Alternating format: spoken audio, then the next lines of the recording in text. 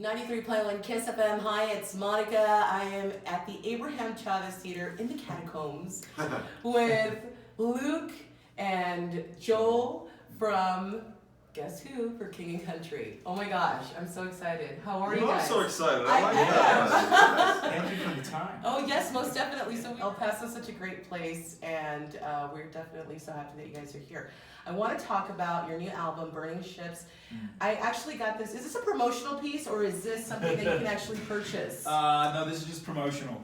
This is amazing. We sent it out with the release of the album. Yeah, and so when I immediately opened the box, I thought, oh, look at this. Yeah. How cute, right? But then I was like, but is there matches? Because, it's Burn the Ships. Ships, yeah. And I see the matches. There are And I was matches. like, oh my God. And they have been burned. We should have put like a warning in there, because Oh, you feel no, like I think someone it's should have awesome. was going to burn it and burn the house down. And they're like, well, for King Country, I actually did not only burn the ship, but I burned the house down. Oh, yeah.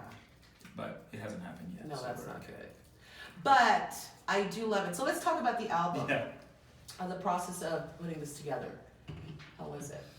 I think making albums for us is they're just notoriously difficult to make, and they always are. And we worked on that album for about a year and a half. But usually with great difficulty comes great love for something and great pride in the fact that it's finished. And these songs, I think part of the reason why it's hard is we put a lot of our heart and soul into these songs. A lot of these songs are very personal stories, very personal songs, and so because of that, you treat them with great care. And now you look at it and you kind of look back on the making of it with there's just a great thankfulness for how it all kind of came apart, because now people are making these songs their songs. And when you hear those stories coming back, I mean, it's pretty remarkable. So at that point, it makes it all feel very worthwhile. That's super cool. Let's talk about the single Burn the Ships. It's such an inspirational tune, and it's all about moving forward, not looking back. Tell me a little bit more about that. Yeah, so it's really my wife's story. Really? Yeah, she battled through some, when she was pregnant with one of our kids, she had some pills that she was taking for the pregnancy. And she got realized one day, it was in Texas actually, and she said, "Hey, I need you to come home because I can't stop taking these pills." And so there was one night that she was home where she said, I need to go and flush these pills. Okay. And I was reminded of a story about an explorer who went to a foreign land, and when he arrived in the foreign land, he said to his men, "We're going to go explore the horizon, we're going to see what the land has for us." And he realized that none of his men wanted to follow him, but after calling them back onto the shoreline again a few days later so that they all could see, he gave his generals a command to burn the ships, because he said, "We're not going back, we're not retreating, we're not returning to where we were, but we will leave ourselves no choice but to see what is in our future, to see what's over the mountains, to see what's over the horizon." I think it's a great illustration, I think, for what a lot of people need to do. Yeah, that's very brave, and again, very inspirational, motivational at the same time as well, because you have to look forward and even just take the leap, but have faith while you do that. How was it working with Lauren Daigle?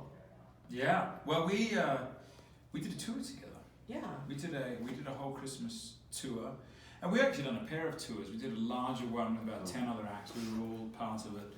And then we did a Christmas tour, and there's always been, we kind of started out in the journey at the same time. And so there's been a lot of conversations about, hey, ideologically speaking, where we're going as artists, a lot of synergy as well, I think, between kind of Lauren's camp and for King Country's camp. And so it's been one of the first times, I think, for us as a developing band to watch another artist or band kind of really step up and take the mantle of inspiration and take it into every in every genre, take it into the mainstream, and that's been really cool to see. That's awesome. So how was it growing up in Australia and the American music maybe that you were listening to, and how did that influence you? Yeah, I know that's a loaded question. Right. America influenced us. Yeah, of course. We get your American movies. I remember when we first came out, when we were boys, because you think even as kids, you think in America everyone's gonna shoot 'em up, because you got that time was the West, right? So we flew into LA and we got on a train, looking at 2 of 7 kids. So it was 6 of us at the time. Mum was pregnant with the 7th. Got on a train, went from San Diego to Memphis, Tennessee, and then drove from Memphis to Nashville. And we ran over a guy on the train when we first arrived. Oh my gosh. And so I remember thinking, like, this is America. Like, this is just what happens. It was the first day, like, this kind of stuff happens. So you got your movies, you got your music, and finally now we've gotten here, man, we're both married Americans. We love this You country. realize that doesn't always happen. Doesn't always happen. Yeah. We survived. Yeah. We're still alive. But we America's really, for our whole family, has really become home and a land of opportunity, and I think a lot of the American music that we heard even back in Australia, some of my first memories were like at the Sydney Opera House, hearing bands and artists. That music has played a very big role in what we do now all these years later.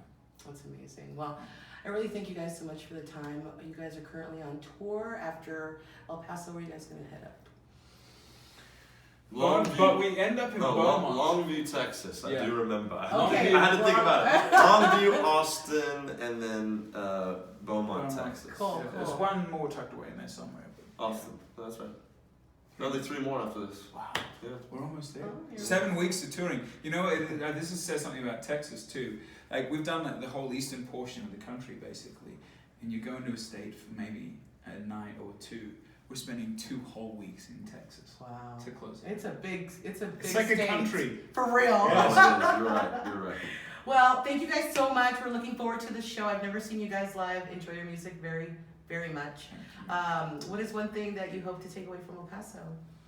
Well, that's a good question. I haven't been to El Paso before, and I haven't. I just got in a few hours ago, and obviously the show's not too long away, so I might not be able to actually get very cultured while I'm here. But one of the things that's always unique about every show is, for the most part, what we do stays the same. Yeah. But the people that come are what make it unique, and so I'm looking forward to. And we've never unique played show. El Paso. Yeah. I can't believe that. I can't believe it either. It's like the last major city in America that we've never played. Well, it's a little bit of a hidden secret, so There you kinda go. like We'll to keep it. to We'll keep ourselves. it. I already have had a bean and cheese burrito though. You should Oh. be very proud. Awesome. Like Thank from you very Taco much. Bell? Is that No, what no. No. I went to a legitimate. My wife and I went on a walk. Went to a legitimate place and had a bean and cheese burrito. Okay, we'll talk a little bit about some other places you need to hit up later. Yeah, Chico's Tacos. Oh my gosh, Chico's Tacos, that's where you went? Yeah, I went to District Coffee. Okay. There's good coffee. Yeah. Alright. Is El Box, Paso? I went to Box Coffee. The box coffee right up the Yeah, street. but that was over Christmas and it was cold. I mean, is El Paso known for its coffee? I wouldn't think so. Well, we have some pretty good coffee Okay, places. alright, Yeah. alright. We got some Yeah. breweries as well Mhm. that you gotta hit up. So we'll talk about that a There you little go. bit. Well, thank you guys so Thank much. you. Look for it. It's called Burn the Ships, the album for King and Country. Joel and Luke, thank you so much. Have There a you great go. show. We'll do it. Thank you Thank very you. much.